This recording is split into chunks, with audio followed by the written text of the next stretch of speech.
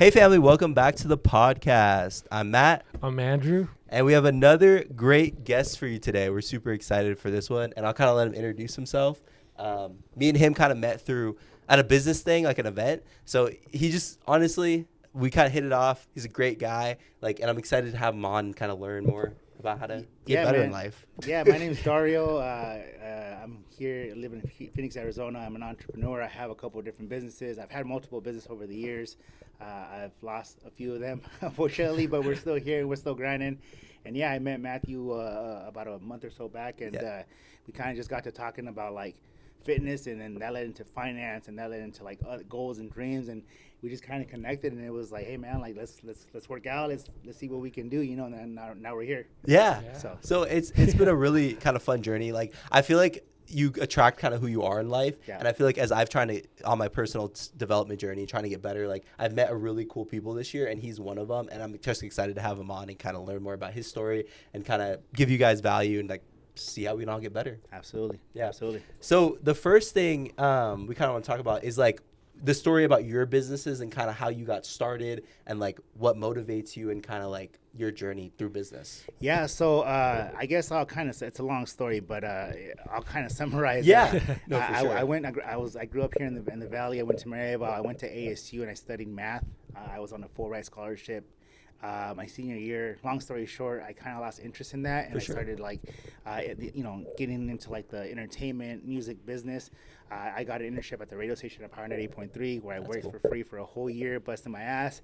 Got hired on as a promotions rep for a few years, then eventually went on to being on air and DJing, then being on the Latin station full time, Monday through Friday, and then it got to a point where I was like, okay, cool, I'm kind of tired of working for other people and making them rich. It's time for me to kind of start my own hustle. Yeah. And that's when I started my own businesses. I got my own business. My first business that I got going was the DJ stuff. And that was always kind of something that I did for fun, and I was just really good at it. And we made money. Me and my partner at the time made some money. Then the other business that I took over, I purchased at the time was I bought a barbershop, something completely different, but did pretty good at that. I was good at marketing and built that up and had a successful business there. Then I had a hookah lounge, Cloud9 back in the day. That was a pretty successful business. I've had a media print business. I've had, a few other things that I've been involved in. But long story short, overall, I've always been kind of focused on the entertainment industry.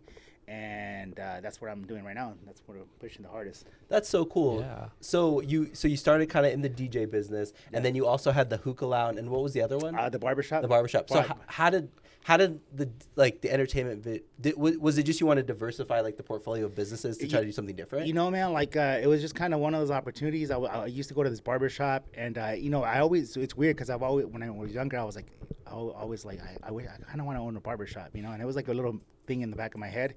And one day I was getting my hair cut at my barbershop, and my barber's like, hey man, I'm selling my barbershop. Do you know anyone who wants to buy it? And I was like, I'll buy it. Hey, there you go. I was young. I had no kids. I had money saved up. So I was like, I'll buy your business. And I bought it. He gave me a good deal. Didn't know anything about the business. And, but I was always a good businessman and good at marketing. And I just work hard, man. So I was able to take that business, and I had five really good barbers that I helped build as well. And that business ran itself for 3.5, 4 years. And it was just a salary that I had as passive income. We talk about passive income all the time. So I had passive income. I had a good person running it. And, it came down to a point where, I got involved in other projects and things like that. So I ended up selling it off. But I learned a lot from it. I wouldn't go back into the business, just so you know. Really? So okay. The reason I wouldn't go back into being a barber is owning a barbershop is because I'm not a barber. Yeah. So, you really don't, you in order to have a successful business, I think you got to have control of it. Mm-hmm. And I didn't have a lot of control sometimes because I wasn't a barber. So if I ever wanted to enforce my rules or anything like that, I couldn't be like, hey, go home, because I always needed barbers and I couldn't cut hair. But that was always one of those things I struggled with. So I definitely learned that about businesses, that probably don't get into businesses that you can't control. Hands on. Yeah, very hands on. Yeah. I'm a DJ now, so if I have an an make event, a move. If something happens where the DJ calls in because he can't make it in to this wedding this Saturday, I have my computer. I'm a DJ. Yeah, I you can got step in and do what I everything. gotta do. You know. Yeah. So yeah, that's one of the things that I learned a lot about business. Okay, my question is, what inspired you to be a DJ? So when I was younger, my cousin was a DJ, and I remember when he was DJing the family parties, I was always kind of hanging out with him in the back, and he wasn't like an actual mixer. He was just kind of like a push play, but like the equipment just always like caught my eye, and it was interesting to me. And like anyone else, like I would say 99% of the people love music. I love music. Yeah, for sure. But I was always kind of good at just picking, and even our own parties or like our house parties that we used to do and party back in high school and stuff like that. I was always just really good at picking music. And so when I was in college, again, I had I was on full ride scholarships. I had a lot of money saved up. Yeah. My friend started a entertainment and jumping business with the bouncy houses. Nice. And he's like, hey man, he's like, I need a DJ. Like, you should buy some equipment and come help me out. And I was like, all right, whatever. So I drove to California. I bought some gear, came back, and he started using me for some of his gigs. A couple weeks later, my boys found out that I was DJing or I had the gear, and they're like, hey, let's throw some house parties. So we started throwing house parties, and that kind of like led in one thing into the other. Like, it went from like kids' birthday parties and baptisms into like house parties into like sweet 16s and quinceañeras, and then eventually into the radio, and then the radio into clubs and stuff like that. That's so cool to see like the cool. elevation of it through the kind of the process and like the different things. And then so you did the hookah lounge as well. Yeah. What was the kind of the story behind the hookah lounge? So we would I was always like also hosting my own events and throwing my own events. Yeah. And back in the day, we used to be really, really, really busy. And at the time, I think I was busy like six days a week, right? Either gigging or throwing my own events. Yeah. And the owner of this hookah lounge, before we started Cloud 9, he's like, come DJ and promote one of my nights. And I was like, well, the only night that we have available right now are Monday nights. Okay. He's like, let's do a Monday night. And I was like, you want to do a Monday night for 18 and up? Ooh. He's like, yeah, let's do it. That's tough. Bro, like, we promoted it. We posted the flyer maybe like 2 days before. And I remember this vividly. I got to the spot, and I walked in, and I was like, what the hell? I was like, why is it so packed? Like, it was on a Monday. Was bro. it during the summer? No, it was like, I think it was like a regular day out of like the year. That's weird. And I walked in and it was packed, and I was like, but we promoted it as a Latin night. And so I don't know if like people were just craving that. The niche. The niche, yeah. Plus, I think the venue itself had its own little following, but it was just, we created like the perfect little formula, and we called it Noche Latina. And so long story short, we started doing that Monday night, and it blew up into like one of the biggest parties that we had. And it was a Monday night, 18 and up, in a small little spot. That night got so big that the Atlanta Fire Department came in and said, hey, like, you guys are putting too many people in here. Oh, wow. He told the owner, he's like, you need to get rid of Dario and OD. He's like, if they do another event here, we're going to shut you down. Wow, it was that popular. We were doing like in a little venue that probably fit like 200 people. We were probably squeezing like 350, 400 people. It was crazy. It was packed. And so the owner's like, man, he's like, I don't know what to do. He's like, I don't want to have to do this, but I got to let you guys go. So I was like, well, I can't be mad at that, bro. Like, I don't want you to close down your business. Right, exactly. I was like, we have to, like, I'm not going to let this night go, so we're going to move it somewhere else. Somewhere with more capacity. So that's when there was another competing hookah lounge called Cloud 9, so we went over there, and it was bigger, and we pitched the idea to him, and that guy his name is Ray. Which is my future partner. Of course, he wanted the night. So then we moved it from 1 week to the next, promoted it for like 2 or 3 days. Boom, bro, like blew up even bigger. Now we went from like doing like 400 people to like 500-600 on a Monday because there was more space. Yeah. And so long story short, we ran that for, I want to say, about 1.5 years or 2 years. And one day I happened to be out of town, and I think I was like in Vegas or something, and I got a call. They're like, hey, like Cloud 9 burned down. Somebody broke into the club and Burn it down? And burned What? it down. Oh, so, shoot. so it burned down. So Twist. obviously, like, he lost his business. Oh, we lost our geez. night. Yeah. And so Ray, my future partner, he was super sad. I came back into town, met with him, and he's like, hey, I don't know what to do. He's like, if I find a new location, would you want to partner up with me? Yeah. And, like, I never owned a club or anything like that, but I was, like, young. Yeah, you were single, ready. I had money, Yeah. I was like, yeah, screw it, let's do it. So we ended up finding a location, and we opened up the Cloud 9, the second version of Cloud 9, and we put a lot of money into it, man, and we made it way better than the first one. It was bigger, it was nicer, better systems, better staff, better hookah, better music. It was like an actual club, you know what I mean? And so that blew up even bigger. Like we were probably doing, Saturday nights, 700 kids. Friday nights, Wow. Friday nights we were doing 500, 600 kids. Jeez. So Fridays were Latin, Saturdays were hip hop, and that's when I was working with the station. So we were doing like live broadcasts, and I was bringing artists. Like I had Roddy Ricch there. Nice. I had Kalan for real. I had Lil Tecca. I've had DJ Pauly. Yeah, I've had all kinds of artists there, and I was like, it was cool because there was a niche there, and like I didn't serve any alcohol, but all our money came from the door, so we were charging $20 a head. So Wow. do the math. That's 20 smart. times 700. That's a good amount of money, right? A lot of money right there.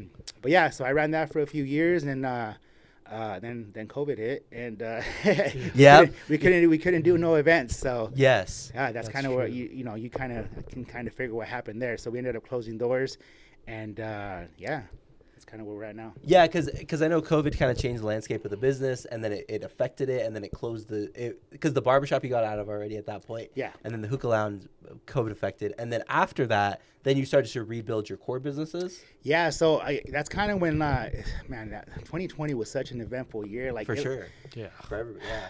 It changed my life in the worst and best way, Oh, I love it. because Okay. we came into 2020, my other business partners, Yeah. and we had just gotten done doing like these massive events for New Year's Eve for like 5,000 people. We're like, yeah, we're like on top of the world. We're gonna kill it. We're gonna be Right. we're gonna be millionaires at the end of 2020. Yep. And then one of the blessings that I did have was I found out my girl was pregnant. So I was about to have a daughter, right? Nice. This was at the end of February. And my daughter's a Valentine's baby, by the way. Oh. Aw. Oh. That's so nice. So and- she's 5 now? well, yeah, she was pregnant, right? And then in March 16th, it was a Tuesday.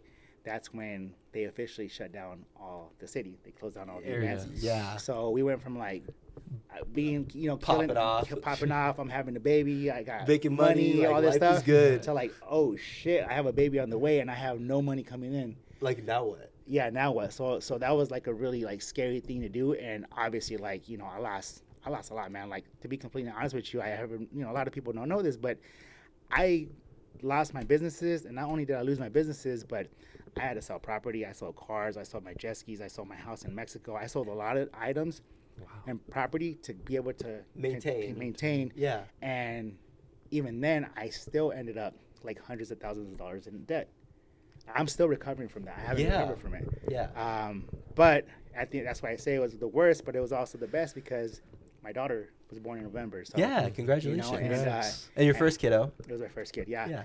So, I went through a lot, man, and yeah, bro, it was tough because that's, I was like super in shape, and I got fat, I got unhealthy, and it was because just everything was just kind of messy all over the place. And I wouldn't say about 2022 is when I kind of hit rock bottom with my health, because I was really healthy, and then I got unhealthy, and I hit rock bottom, and I was just going through a lot of shit, financially, personally, like with my health.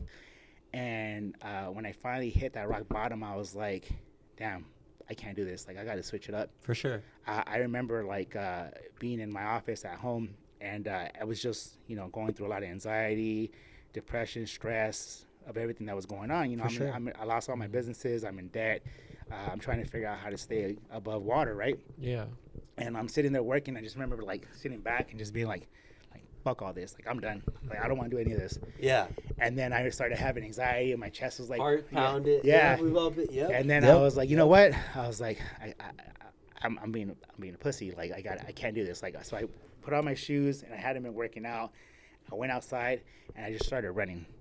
Bro, I was so out of fucking shape. I got so out of shape. I was running, and like every muscle in my body, my shins, my chest was like I literally ran for like 4 or 5 minutes, and I was dying. I'm like, dude, what the hell? Like, That's it. I said, hell no. I was like, I'm not gonna do this. So I just kept running, and then that's kind of when I remember that day. I don't know the exact day, but it was like in 2022, and I just started running, and then every day from then on, just kind of started like getting better, working out, eating better, trying to figure out better things to do. Then I found out about 75 Hard. Yeah, and that's kind of where we bonded real fast too, because we both knew who Andy Frisella was. Yeah. And then what was kind of your first thoughts about Andy Frisella, and then also the program as well? It's funny because when I first heard them, I was like, who is this fucking guy? He's an asshole. Like, Yeah. But then I heard one of his podcasts. I think the first podcast I heard was a Q&A. Yeah. And it was like, I can't remember the question, but I remember the question, and I was like, damn, like I'm going through that. So I just kept listening. Yeah. And I was like, oh, I'm gonna listen to one more. I listened to like a CTI, and then listened to another. And I'm like, damn, like this dude's like really, really helpful. But he's raw, bro. He's like, and then he had Real AF, and then it's turned into like MF CEO. it was MF or MF CEO first, and then but Real he's AF. bringing it back. Yeah. So he keeps talking about it. So and I when I first kind of got introduced to him, I went to the beginning and then started all the way from MF CEO. You heard all of yeah, them? so I That's a lot went of through shows. like 200 or 300 shows, and then that was kind of my core. And then he introduced 75 Hard, and I remember the episode he did nice. that, and I then got motivated to be like, hey, like I also want to do 75 Hard. yeah, man, it's a really good program, bro. For the people who don't know what 75 Hard is, what is it? So there's yeah, I guess Andrew too. you know what I it don't is? think he knows So what you're it gonna, is. you're gonna Just learn. a bit. So basically, most people only know about 75 Hard, which is 75 days of. And Andy Frisella is an entrepreneur Right. that he owns First Form and a bunch of other companies. So he's a very successful guy. He's in St. Louis, Missouri, and he's a Right. big car guy. So there's a big car collection too. That's a big background about him. So basically, I mean, this guy, just been through a lot of like business struggles And very, life and- and very successful. He came up with this Program. mental transformation program, because it's not even a fitness thing. That's how he pushes it, right? And it's true. Basically, it's the first part of it is 4 parts: 75 Hard, phase 1, phase 2, phase 3, and I just finished all 4 phases like 2 weeks ago. And it's Live Hard. Live Hard. The whole Live Hard, program, and it's a year. The overall program's called Live Hard, and I just finished that. Yep. And it was one of the hardest freaking things I've ever done. But the first one is 75 days. I hope I don't mess this up. No, you're good. Yeah, So it's you got 2 workouts. 2 workouts. One outside. Yeah, 45 minutes. 45 minutes each. Got to read 10 pages. Get on the water. Yep. Eat clean. Progress alcohol- picture. Progress picture. And no alcohol. Yep. So that's the first 75 days. You have to do that every day. There's an app. You check it off. You fail one of those tasks, You have start to over. start all over. Yep. Wow. So of course it's really easy to be like, yeah, whatever, I did it. Like that's not the whole point. The whole point is if you fuck up, you got to start all over. Exactly. The whole point is to switch your mindset. Yep. Then the phase 1, phase 2, there's a couple other things that he adds, and I'm not gonna like try to break it down because it's a lot of It's little like details, but all that plus like 4 more things. yeah, a few more things Of and self-development. Right. Yeah. So the whole point of it is that like you complete a whole year. It's a whole 1-year program, and by the end of that program, you're supposed to be mentally transformed, tougher, and one of the things and benefits that comes with that transformation mentally is also a result physically, right? Yep. So with that being said, man, like it just helped me kind of reset everything and kind of put me in a structure, a system of what I got to do every single day. So now, like, I used to wake up at like 8 or 9 in the morning. Now I'm waking up at 4:35 in the morning, heading to the gym, knocking that out, doing my reading. Like by 8 or 9 in the morning, sometimes I'm already done with my gallon. So and then eat breakfast and do whatever I got to do. But the whole point is that you're able to get so much more done because you have a system and a structure in your mentality. Mm-hmm. And if you're able to fix your mental, you can do whatever the hell you want, bro. Do you think the 75 Hard? Do you think getting your fitness in check has related to making more money? Dude, absolutely, 100%. I agree. 100%. Do you think it's? Or go ahead, Andrew. What motivated you to do 75 Hard? I think the number one motivation is my daughter. Like that. Oh, I love like, it. Seeing like just knowing that I different was type a of fat, love. lazy fuck again. Like knowing that I was like fat and unhealthy and out of shape, and like knowing that she was gonna see that.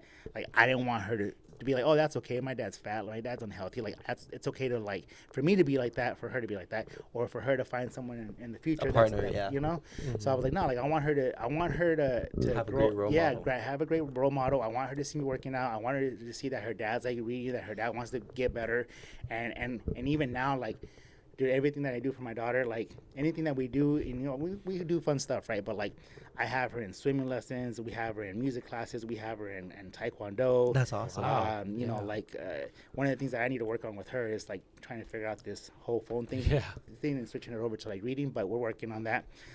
But the whole point is that like I want her to kind of go off of have fun and enjoy life, but I don't want her to grow up like me, thinking that it's and there's nothing wrong with like the way our parents raised us, right? Because that's just the way we were raised. But I don't want her growing up thinking that it's okay to like get up and eat a fucking bag of Doritos in the morning, Or donuts or whatever. donuts. Yeah, And then, like Yeah. I don't want her to think that it's like okay to come home from school and watch 4 hours of fucking TV. television, because that was okay for me. That's Yeah. not okay. You know what I mean? I agree. Yeah. And it's nothing wrong again with the way I was raised. That's just the way our parents were, you know, different. Everybody's But different. I've learned better, and I learned that that's not okay.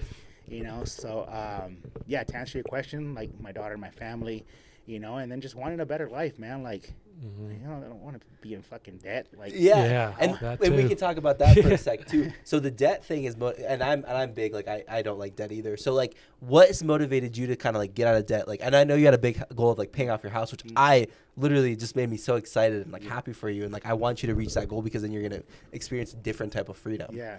So, wait, what was the question? I guess the original is like, what motivated you to continue to get out of debt? Like, what kind of went down that? Because it just feels good. Like, to be like stressed. Yeah. So, like, another book I read was the Total Money Makeover by Dave Ramsey. Yeah. And so, it's a snowball. The snowball debt effect. I might be butchering that, but anyways, so I got rid of a few debts, and then I literally, bro, like just a couple of days ago, I just paid off my truck. Let's go. Yeah, so that's one of that's on the list. Yes, and sir. I have another. Then I got to pay off my loans. I pulled out some SBA loans, so that's like the next thing on my list. Yeah. My house. So, it's working, man. Like, you know, reading, and it's such little simple things that everybody knows about, but we just don't do them. And I can't explain why we don't do them. America is in a consumerism culture, right? And that's what we're pushed. That's what the banks, they want us to be in debt to them. They want us to be slaves to the banks. Yeah, unfortunately. So I think it's like, you know, like I was able to do a little bit of reading and just like, oh yeah, well, I know about that. Well, like now I have a system to follow, so I've been following the systems along with like things that, you know, I learned from Alan Frisella or like even Robert Kiyosaki reading his book. So just learning all these different things, and now, you know, because you can read all day, right? You can read fucking. But implement you can read $20 a month. But if you're not doing shit about it, it's kind of pointless. Exactly. So it's just, and that's the hard part, because like you get done reading your book and you're like, oh well, now what? What am I gonna do? Like, oh shit! Now I actually let me print out this financial statement and fill it out and work on it. You know what I mean? Yeah. Or let me, you know, cut up my fucking credit cards, or let me go figure out, organize, and write out a budget. Like, I had being like a business person, and successful. I've never fucking ran out a budget. And so I wrote a budget out, and it took me a long time. Yeah. I was like, I don't know what to do, man. Like, I had to figure out how to write a budget, how to balance it. Yeah. So I even downloaded an app, and now I'm more organized. But I budget everything. Like now, like I'm on a like a Dave Ramsey says, I'm living skinny, bro. Like, if I don't have to spend money, like if I see I think I told you about this. The first thing I do every single morning when I wake up is look at your bank account. I look at my bank account. And Alex Morosi said that too. Yep. I saw that. Yep. Bro, like, it's crazy how much I realized was coming out of my accounts that I didn't have control over. Like 20, I don't care if it's fucking $5, but like the other day, just an example, the other day my pest control company raised my monthly service from like $66 to like $73, and I was like, nah, bro, that's my $7, bro. Yes, and it's not even about the money. It was more like it was more like the principle, like, okay, like if I let this slide, I'm gonna let other shit slide. It's the small things. Yeah, I'm not gonna let it slide. So I called them. I'm like, hey, like y'all raised my rate and you didn't even tell me. And they're, oh well, you did this and this. I was like, all right, cool. You know what? Cancel my service. And oh no, it's okay. We're gonna leave you at your regular. Oh, that's what I thought. Cool. So, but at the same time, it's not even about the money. It's more like training your head and your mind to not let little things like that slide, because you let one thing slide, and then it's $7 here, it's 20 here, 100 here. At the end of the year, you're it's thousands of dollars. It's thousands of dollars that you let slide. Facts. Because of that first little thing that you let slide. And man, 10, 15, 20K. That's a lot of money. That's another fucking vehicle for your company, or an asset that you could have purchased that could produce more money. Stock market, stocks, whatever, for your pay off the house, like your daughter's college tuition. You know what I'm saying? Yeah. So like, it really, like, those pennies really add up to big dollars, man. And like you have to just watch your money. Babysit it. So just little things like that I learned over the last year of just reading all these books. And man, like, I used to hate reading, right? Yeah. I'm still not a big fan, to be completely honest. Same. I still force myself. Yeah, you have to force yourself, but like, it's hard to sit there and stay steady. Well, and then you have so many things going on that you have to be like, all right, let me find 30 to 45 minutes to an hour to sit down and cut the world off from everything that I'm doing, to sit here and read 10 pages. And some of these pages are like long as hell, right? And boring, bro. But you got to get through it. Facts. But every day in the morning when I get done reading, because I do this in the morning before I try to do it before anybody's up or my daughter's not around. Yeah. Once I get done, I'm like, dope. Like, that was a good little fresh start to my day. And I'm like, all right, cool. What did I read today? What did I learn? And I try to, like, if it's something like if I read about a principle or some kind of concept, I try to like implement that right away. Yeah. So that I can kind of like start to incorporate that into like my lifestyle. For sure. Yeah. So, but what do you think after, like, what's your goal after you pay off your debt in your house? What do you think is like next for you? Like, what's your big goal? assets? Yeah, that's what me and you talked about. Yeah, absolutely. Assets, man. Like once I pay off, like I cannot wait till my freaking debt is done, bro. Because you're gonna be free. Yeah, I'm gonna be free. So I remember because this is something that I've already done like before COVID, right? I was debt free. I had all these assets, like I had like 5-6 different like sources of income. Yeah. And at the time I did it, I didn't even know that. It's crazy, man, because I was kind of naive. I didn't even really know what I was doing. Yeah. But I was making money, and I was successful at it. And I think back to them, like I want to do that, but I want to do it more intelligent, Yeah. So once I pay off all my debt, now it's time to invest. Assets. I want to buy my own buildings. I want to buy some more properties, more equipment, grow the companies, things like that. Stock market. I kind of started investing a little bit in the stock market just to kind of get my feet wet. Good. I just met with my financial advisor that I was telling you the other day, Robert Escobedo. He's really, really good. He's with Edward Jones. That's awesome. Because I've been doing reading there, talking about investing into all these different things. And I'm like, I got to get into it, man. But overall, my goal is once I'm done with all this assets. Stack assets, bro. And you're in your 30s, right? 38. Yeah, 38. Okay. 38. So and you have like the next 20, 30 years of your life like has a great opportunity to stack assets and like have an amazing. Absolutely. I still got time. Yeah, I'm a little older, but super young. You can change your life in 2 or 3 years, 4 years if you really sit down and you lock in, bro. Like, and I've realized that, like if you really get skinny, cut your spending, get in shape, focus on what you got to do, build systems, like you can really make a huge change in just 1 year if you really want to. Well, and then also another thing we talked about was you started reading the Bible some too. Very little. I need to get into it a little bit more because and it's just something I don't know if you in all the books that you've been reading, bro. All these books of people that have written them that are successful, they all talk about God in there. They do. It's crazy. They do. They all talk about giving back. The spiritual. Giving back, and some of them refer to God as different things, right? Some of them infinite intelligence.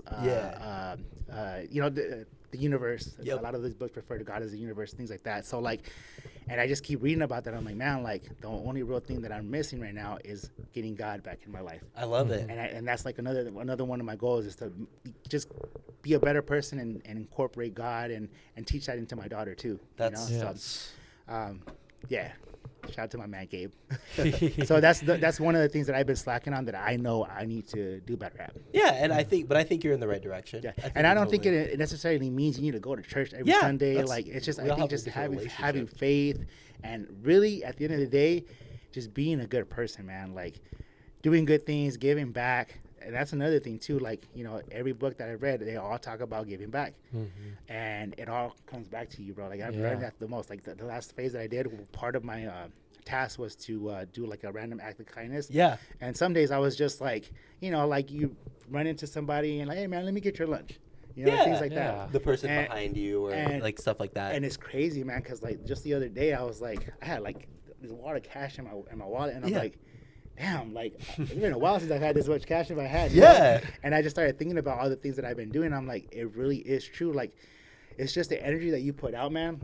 Is what it comes back. It's weird how it works, and I still can't explain it. And I think your fitness also plays a big role. Oh, absolutely. Mm-hmm. Just being more healthy, energized, getting more done. Your energy. You make better decisions. It's just fitness is everything, man. That's kind of where it all starts, and I don't ever want to. I won't go back to just not being healthy again. Yeah, facts. I don't want to wake up feeling the way I used to feel, and it's not a good feeling to wake up feeling like shit, like just not having energy, not having the energy to spend time with your family. You know what I mean? Yeah. It's just not a good feeling. What did your diet look like during 75 Hard?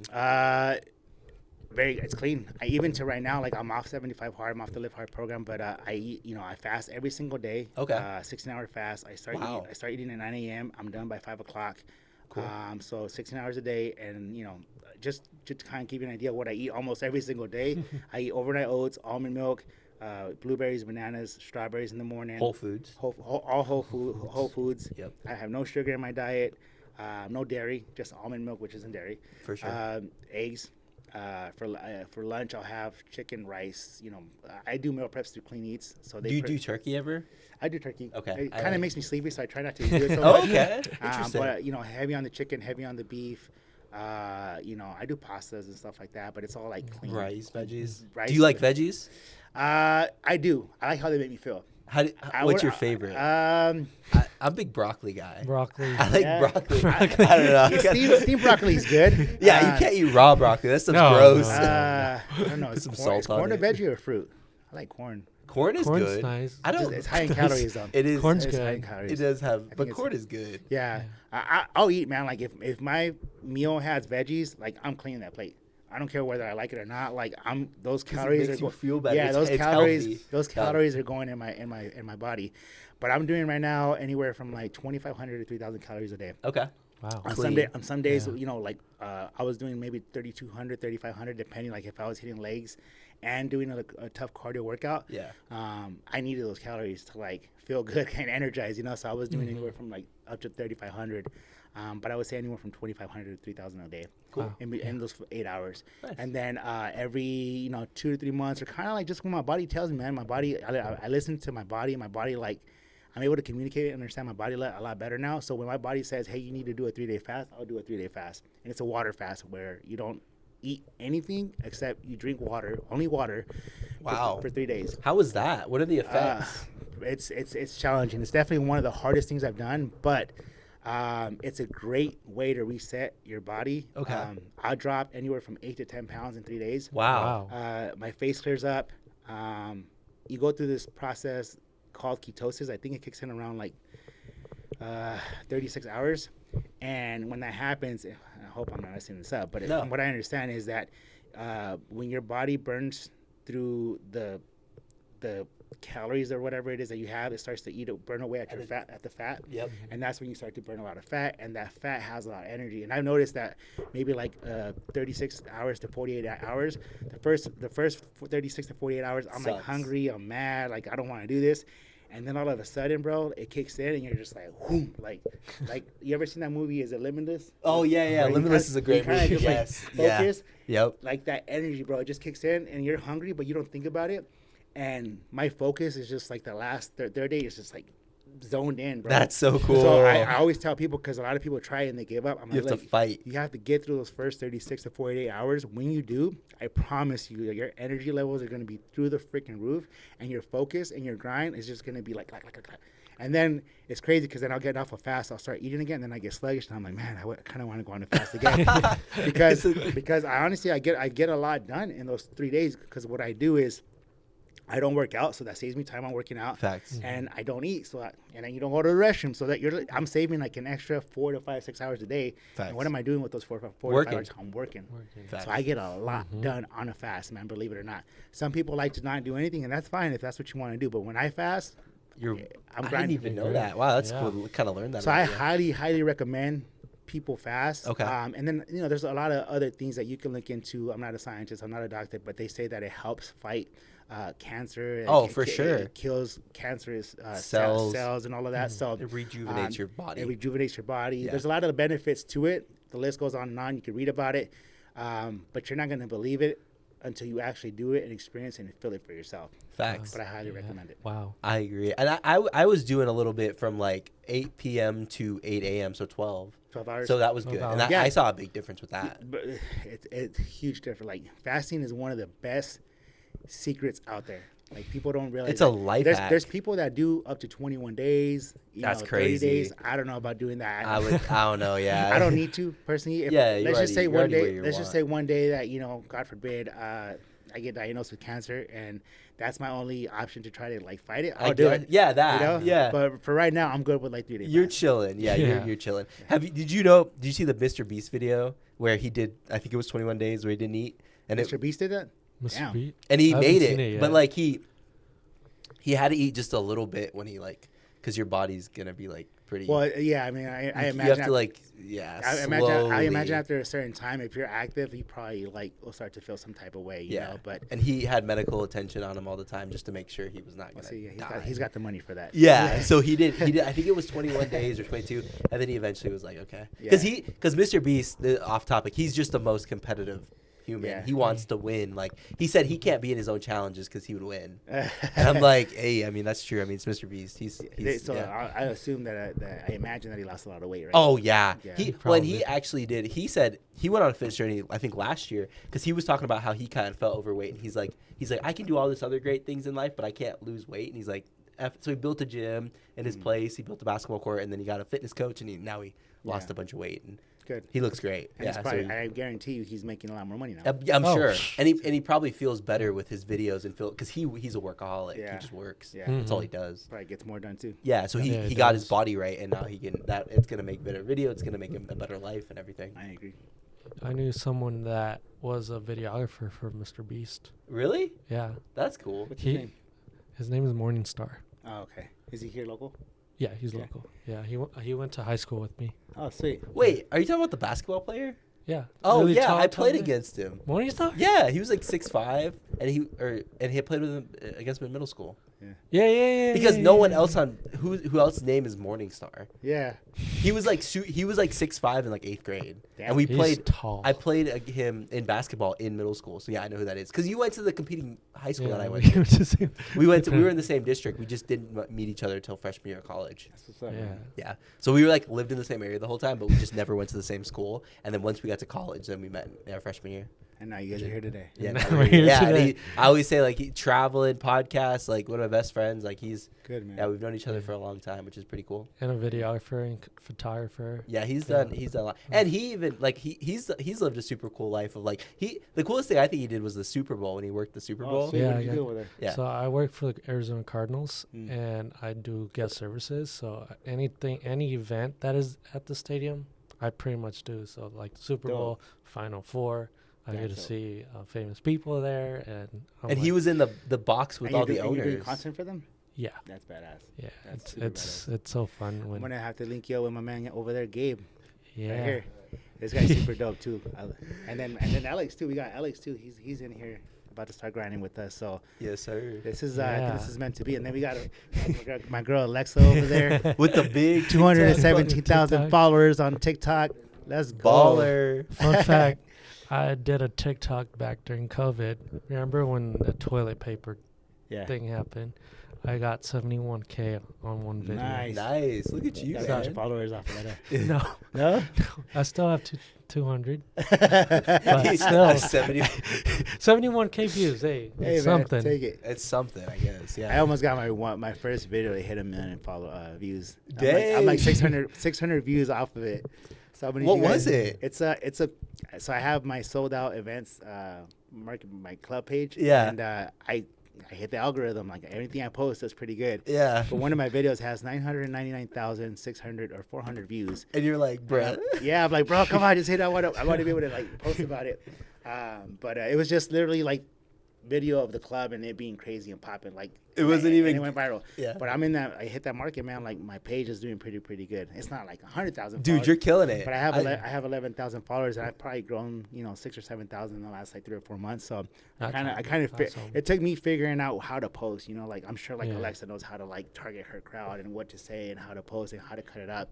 She's like, nah. She's like, I'm just. talking. she's like, nah. But I figured that out with my page on Sold Out Events, and it's just like I know how to edit my videos now. And it honestly, like some of the videos that like take me like 2 minutes to edit are the one like that video that I posted out hit almost 1 million views. That's crazy. It took me like 3 minutes to edit, bro. Isn't that wild? And that shit went viral. I was like, what the hell?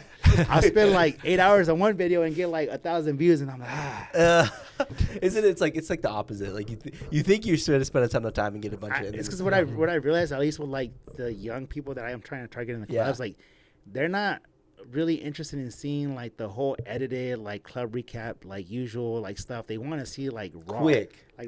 quick, like what's really going on. So that's what at least in my market, and I might be spilling my secret here, but like at least for my club stuff, it's like I post videos, I record them in the club, or Gabe's really good, like like even him, like when he goes and gets content from me, like we rarely do like recaps anymore. Like it's mostly I'm like, yo, go get some dope ass video with your phone, because he has all the tools, right?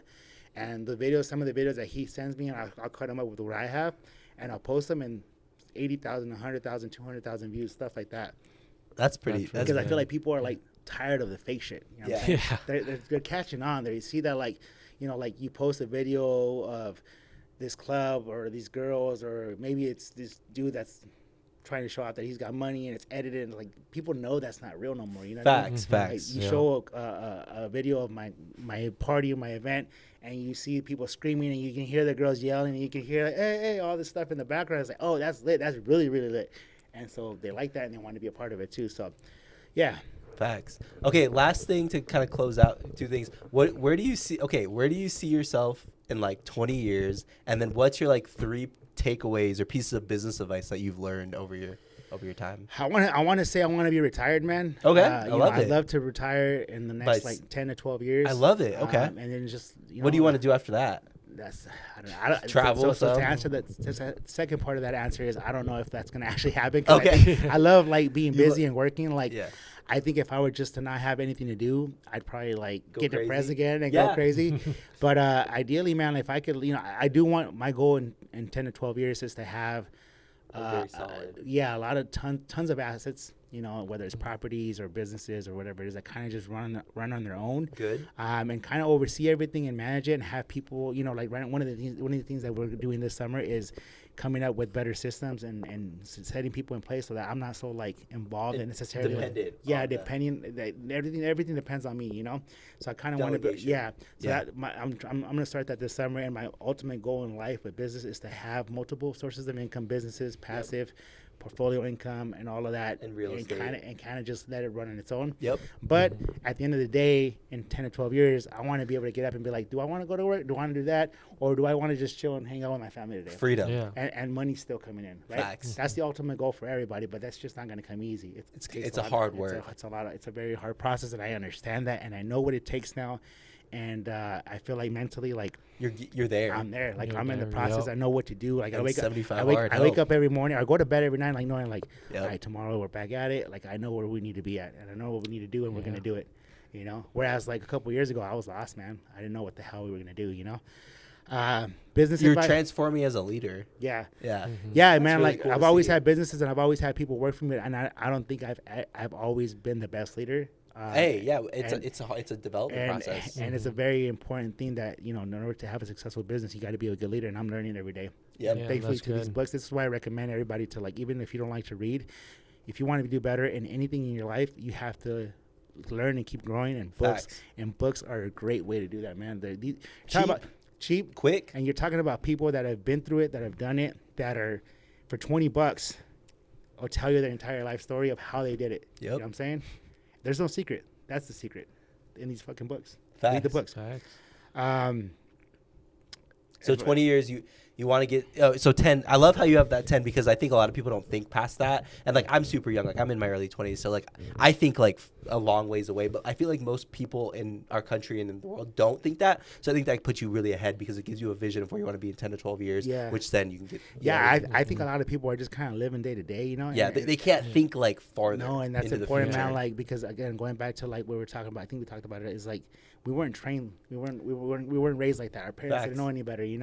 Like the rich Get people. to Friday. The rich people, the people that don't live in here in this area, like they grew up and they teach their kids how to become successful, how to make money, how to invest it, how to generational wealth, how to not get into debt, or if you're gonna get into debt, get good debt and smart, have that debt create money for you. Like we weren't taught that. So I think that's like, I literally like think about this all the time, and I think about my daughter, and I'm like, I can't. I don't know what kind of education I'm going to give or where I'm going to take my daughter to school, because I want to be very careful of how she's taught and how she's raised. Very important. Yeah. I don't want her to be raised and taught how I was educated. You know what I mean? I took all these chemistry courses, like maths courses, and all this stuff. You're a math guy, bro, and I don't. You don't use them. I don't fucking use any of it. Pythagorean theorem. Yeah. Yeah. Like, when's the last time why wasn't I taught how to budget my money? How to invest. How to invest, about stocks and like the business is private equity. Because there's 3 things to invest in: the stock market, real estate, and private equity, and no one even knows that. Why weren't we taught that? How to make a budget, how to put money in savings, how to create a will, like how to do a trust, like all these different things. None of this shit that's the most important were we taught about in school. Yeah. That's right. Why? I did Like it. income, like I didn't know about it until Matt told me Bro, about it's it. the most important stuff that you can learn, and we're not taught about it. And we're taught like history or like language, arts, and or I think you those know, things, and I but think it's those, and important. I think it's important to learn those things too. Yeah. Like, Mhm. but like I feel like Life skills. 25 to 30%, if not a little bit more, should be like life skills, like fitness, health, eating right, cooking. Like that's a big part of it too. You teach these kids how to be healthy and how to cook and how to like Independent, how to problem be, solvers. because you teach them how to be healthy, then they want to be physically better, they want to be mentally better, they want to be financially better. Like if they just taught us better health in school, I feel like it would lead into a bunch of good like stuff that you want to be better is what I'm saying. It's hard to explain. I don't know how to let it out, but I think I'm getting my point across. It all goes together. So you have like family, fitness, finances, like business, all of them linked together, and people usually only work on one. But if you can work on them all, then they all integrate, and then. But none of them are taught in school. Exactly. That's the crazy Not thing. yeah. None Health, like none of it. We're taught like, which some of it's fine, but like if you're taking Calc 3, like how is that really gonna benefit? Like you're smart, like cool, but like why not take a simpler math that like shows you how to get to? When was the $20 last time million? you used the periodic table of elements for anything? Never. I've never even Googled it for anything. I haven't looked at a periodic table of elements In a decade. since I was like 21, bro. That was 17 years, and that was my chemistry course in college. Chemistry in and high you school. probably never even Google it for anything. Like I don't even Google it for any reason. Like it doesn't even make We sense. spend so much fucking time learning all these formulas and all these things and all these like Pythagorean it's like, theorem. I always for come to that what? one. Like Potassium. what? potassium. Yeah, I For don't know. what? Yeah. Oxygen. What the fuck are we gonna use it for? That's facts. You know what I mean? That's big facts. Sorry if I keep cursing in your No, guys' you're, podcast. you're fine. You're gonna get it. Have to put a lot of bleeps in there. No, you're Beeps. good. No, you're good. No, but yeah, it doesn't make sense but I think the school system is not created for us to be successful. It's created for us to be robots. Yeah, to to be fucking slaves. Yeah, To work 9 to 5. exactly. Forever. I don't want to say it. You said it for me. Yeah, exactly. No, I agree. And like, But see, the thing is here, like, we talk about it, right? Because I think we see it differently and we understand things. But Yeah. like, you say this to the average person, and there's nothing wrong with It being goes, average because they think that they hear it and they think we're fucking retarded. Like they think we're talking or we're out- trying to scam them. Yeah, or like they don't understand it because we've been raised and I'm guilty of that too. I Everybody. thought growing up that I would just go to college, get a job, and work a 9 to 5 and get benefits and retire at 80 60, or whatever. And then I've realized that that's not the way it should be. And the reason things are done a certain way in our government and in our schools and everything is because they want us to be a certain way. They want us to be slaves. And I think the other issue is like generations before us, I think when they were younger, they didn't know what else to do. So I feel like now with the internet and AI and like all these things, like we have more opportunity than ever because now that like the next generation can like learn and be like, hey, when I'm 65, I have 40 years to like build something. You know what I mean? Yep. And I think people try to go too fast. Like they think like, oh, 1 year didn't work. Like now I'm just gonna quit. But like life's a marathon, so it's like over like decades. It takes decades to like build stuff Absolutely. and get rich and like do all these things. It doesn't just happen in one day. No. I always say, I think if somebody's at like rock bottom in America and they're like don't know what to do, I think the best thing they could do is like if they did the Ramsey baby steps and 75 hard at the same time, I think that would change their life. Absolutely. Bro. Those two, like if they did those two programs like together, they'd be a completely different human in a year. So yeah, I honestly, because I was doing both of them at the same time, and like, It's I feel lucky. I feel lucky that those two things kind of fell in my Exist. hands. I'm like, And they're free. Yeah, how did I get lucky to like run across 75 hard or the Live Hard program and also learn how to like get out of Manage debt, your money.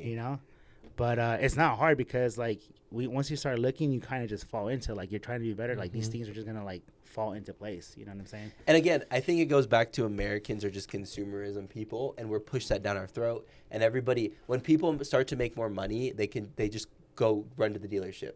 They run to buy a bigger house they can't afford. They go spend more money. And instead of investing that in for the future and trying to get ahead. And that's impressing other people. That's something I told my wife the other day. I was like, I'm never buying anything for somebody else. On credit or with a loan again. Ever again, bro. Because I'm getting out of debt, and anything that I buy from now on, whether it's a house or a car or equipment for my company, cash. If I don't have the money for it, I'm not buying it. And what did COVID teach us? The people who had a bunch of debt like struggled. Yeah. And that's what Warren Buffett has the saying, like when the tide goes out, you can see who was skinny dipping.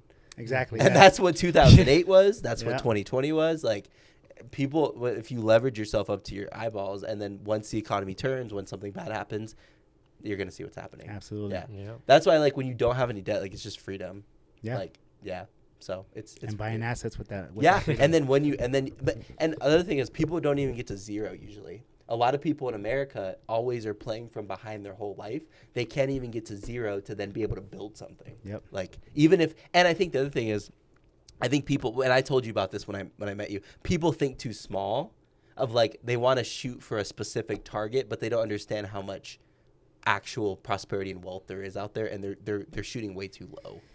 That's another because they thing. get to that number that they thought that was, like, changing. But there's so much more out there. Yeah, like there is. That's another thing that I realized is that there's a lot of money out there, and we just don't go and get it because we think it's out there. But there's a lot people of think, like, $1 million is, like, gonna be, like, their saving grace, and it's like, it's a great start, but, like, you have to understand, like, there's more. There's more than that. There's more opportunity out there. Yeah, no, there's a lot of people making money. There's billionaires, there's trillionaires now. But even though there's still a lot of money left over that we can go out and get if we go and try to get it. And it is hard. I will say this though, because, like, I'm grateful because I've been in the world and, like, read a lot, and I've sat across the table with a lot of, like, successful people in my young career. But the thing is, I think what happens is, I don't think people are ever taught that there's more, and I think that if you're at zero, it's really hard to, like, comprehend that, like, you can get to, like, 10 or whatever. So I get where they are, but it's just a rewiring of the mind to be like, hey, there is a lot more opportunity out there. Like, over 40 years, like, you can do more and get more. Absolutely. And it's hard to make that mind shift. But, like, I'm grateful because I was taught it early, and, like, my family, my mentors, like, the people around me, and I'm very blessed, and I feel like, so I'm grateful that I've learned that at an early age. Absolutely. In my 20s. So, yeah. Last thing, any dream travel destinations for you? The travel guys. We always got to ask. I've been to a few places, man, but the places that are still on my bucket list, I want to go to Thailand. Okay. Thailand's cool. Thailand. I want to go to Dubai. Yep, you know, been so two different ones. One's cheaper, one's super expensive. But I don't know. I was in Dubai last year. I don't think it's that expensive. I think I think Scottsdale is more expensive than Really? Dubai. Yeah. No shit. The food was like $8. No shit. Yeah. I don't think Dubai's not that I expensive. talked to one of my boys. He's very successful, and he was like, "If you're gonna go to Dubai, he's like, at least plan to, like, take $10,000." I spent $2,000. Really? Yeah, for everything. My flight round trip was $800. How many days were you there for? 7. No shit. Yeah, it's not that expensive. Damn. The most expensive part was we went to the really nice hotel at the Burj Khalifa on the water, like, and I think it was one of the best views in the world because it was like the $1 billion hotel. It's called the Atlantis. No, the Royal. It's called the Royal. And basically, it's expensive. It's 100 dirham to get in there, and then the food is expensive. But besides that, everything else was not. Like, I didn't. Like, everything was like $10, $15. Like, it wasn't, like, crazy. But you should. You will go to Dubai. We're going to have a conversation. We will. We will. Again, everybody's like, oh, Dubai's so expensive. I'm like, bro, I've been there. Like, it's not that bad. So, yeah. Yeah, so Thailand, Dubai, and then I've always had this, like, interest in Brazil. Okay. Oh, obrigado. Yeah. So, I don't know. Like, just from all the classes and courses I've taken, like, Brazil just kind of always, and Portuguese, I've always been interested in, like, just the language is so cool. It's so similar to Spanish. Yes. But yeah, I mean, those are probably the top 3 locations. And you'll get there. Yeah, you're gonna get there. For right now, we're living skinny, man. We're grinding. I would say another year of living skinny, and then after that, hopefully, we're out of debt. We get some assets in the works, and we start to travel a little bit. Yeah, man. Yeah. Well, I appreciate you coming on. I feel like it's been an awesome show, and we've had some really great guests this week, and I'm grateful that I got to know you. I'm glad I get to work out with you, and I'm excited for the future. Definitely, guys. We got to link you up with my boys over Yeah, there. for sure. Yes, sir. That'll be great. All right, you have anything else? That's it? Man, keep grinding. Work hard. Stack your bread. Don't pull out any loans. Invest. And just be a good person. Give back and find God. I love Perfect. it. All right, guys. Well, that's it for this episode, guys. I appreciate you guys tuning in, and we'll see you guys in the next one. Deuces. Peace.